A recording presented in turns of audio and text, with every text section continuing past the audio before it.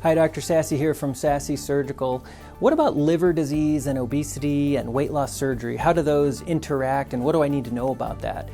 First of all, I guess the most important thing we should know is that the liver is an important place in the body where obesity starts to manifest and starts to cause problems. We have a spectrum of problems with the liver that have different names at each stage, so I'll just kind of touch on those briefly. And at the end, it can become really serious where the liver doesn't work at all. And in fact, obesity has become the #1 cause of this progression to full cirrhosis and liver failure. But at the early stage, we just refer to it as, quote, fatty liver. And in some circles, you know, there are doctors and people who don't really understand the full spectrum of it who just refer to this as fatty liver and think that it's not important. But truthfully, fatty liver is just the first stage of what is often referred to as non-alcoholic fatty liver disease, which means that it's not due to alcohol abuse, it's just due to obesity, but that it has stages. So the next stage after simple fatty liver, which just means that there's some extra fat in the liver detected by really biopsy is the best way, showing that there are more fat cells in the liver than is normal, but they're not causing any real problem that we can discern. But the next stage after that is that there's some inflammation as a result of that extra fat in the liver, and possibly as a result of the obesity and the hormones that it produces and the pro-inflammatory state that it produces.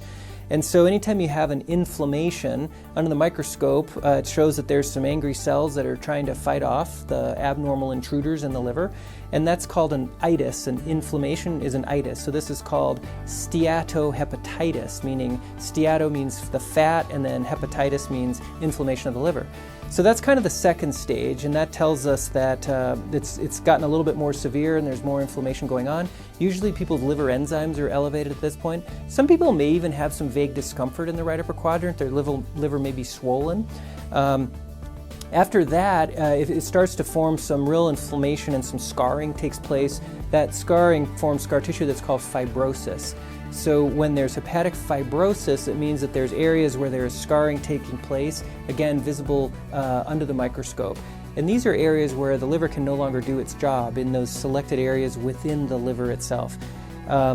When there is enough fibrosis that is scattered throughout the liver, it begins to affect the entire organ and make its functions start to wane. It's no longer able to synthesize or produce the proteins it's supposed to produce, and it starts to affect other functions in the body, including the immune system, our coagulation ability in the blood, and other things. And so when it gets enough fibrosis, that's called cirrhosis of the liver. So cirrhosis basically means that the liver is no longer doing its job. It's some form of liver failure. But it doesn't even stop at that level. That is a late stage, but beyond that, with many, many years of fibrosis and cirrhosis, a portion of people, their liver will turn into cancer or carcinoma of the liver. So that's called hepatocellular carcinoma. So that's the whole spectrum of, quote, fatty liver. It's not a benign thing that is just nothing and not important.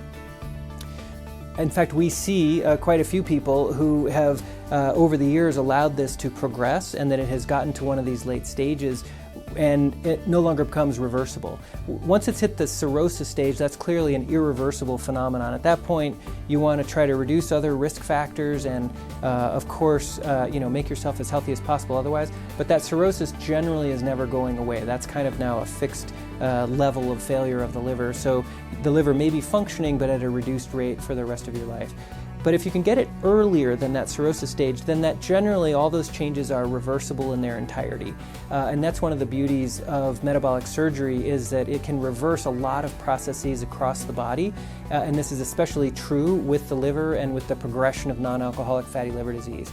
There was a recent study that got me thinking about this quite a bit, which examined how successful people were with their weight loss surgery based upon the severity of their non-alcoholic fatty liver disease. So if they were at this very early stage, they just had a little bit of fatty liver change, which most everybody has a little bit of, then they did great. They lost tons of weight just like everybody and did fine.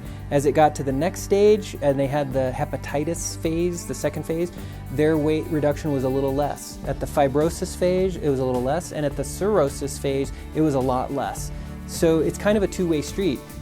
If you allow that liver disease to get worse and worse and worse, it will interfere with the ability to have as much weight loss from the surgery, probably because of the sort of interconnectedness of this hormonal change.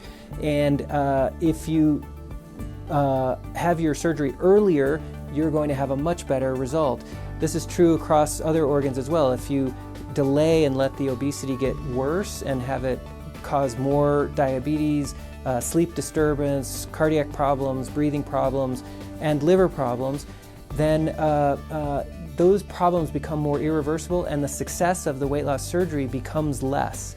It is still the best card to play, and it has the best chance of reversing or partially reversing those processes, but it's not as good as if you act earlier. So what we ought to be doing is identifying people who are at some stage of all of these conditions, and if they have a body mass index over, say, 30 or 35, they should be counseled to be more attuned to metabolic surgery as a primary treatment and nip these processes in the bud before they progress on to develop irreversible, in this case, liver damage. So I think the overall framework continues to be reinforced with more and more studies which show that there are so many ways in which obesity causes a progression of illness, and as it gets more severe, it's much harder to reverse, and so we should be acting earlier in this process. Not waiting until people have a really high BMI before doing surgery, but intervening earlier. It's also a message, for insurance companies that right now are more restrictive. The lower people's BMI is, the less likely they are to cover the surgery, when really what we should be doing is having a much more open access to metabolic surgery at lower BMIs and earlier stages of disease, because that would give people a full, long life without the burden of ongoing permanent disease and disability from the effects of the obesity. Just with that bit of information that's come out on the wire here about liver disease, I hope that's been helpful to kind of improve people's understanding of the intersection between so-called fatty liver disease, but really the spectrum of non-alcoholic fatty liver disease, obesity, and metabolic surgery. And I wish you the best of health.